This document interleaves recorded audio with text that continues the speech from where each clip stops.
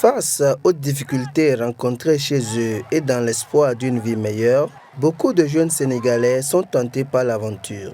Un espoir qui peut des fois se transformer en désillusion, ce qui pousse certains à revenir. C'est l'exemple de cette dame, aujourd'hui commerçante, qui a bénéficié du projet Migrants comme messager de l'OIM. Les motifs qui m'ont poussé à rentrer, parce que quand j'étais arrivée là-bas, et je connaissais personne là-bas.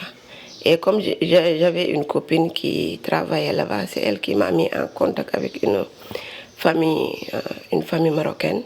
Et c'est là-bas que j'ai logé, dans cette maison-là. Et je travaillais aussi comme ma copine.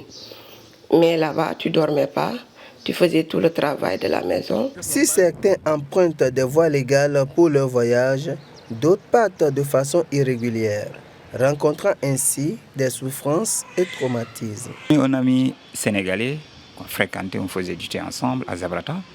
Il était gravement malade, on ne pouvait pas l'amener à l'hôpital. On était là, on le regarde, on passait la nuit à la Belle Étoile. Les conditions étaient extraordinaires, très difficiles. Et le gars, un jour, il est décédé. Le retour volontaire de ces migrants c'est aujourd'hui des âmes à d'autres jeunes qui voudraient tenter cette aventure. Au niveau du quartier, ça a servi d'exemple tout de suite. Depuis lors, on n'a pas entendu une seule personne dans les parages parler de ça, ou bien qui est parti comme ça à l'aventure. Malgré des formations reçues, certains migrants de retour peinent toujours à s'intégrer au point d'être tentés par une nouvelle aventure. Oui, je peux dire que je regrette.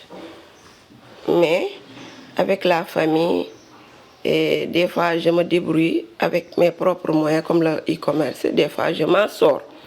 Mais il y a des mois où si je ne sors pas, je dis que pourquoi pas même ne pas repartir. Grâce au projet Migrants comme messager de l'Organisation internationale de la migration OIM, beaucoup ont pu retourner volontairement chez eux.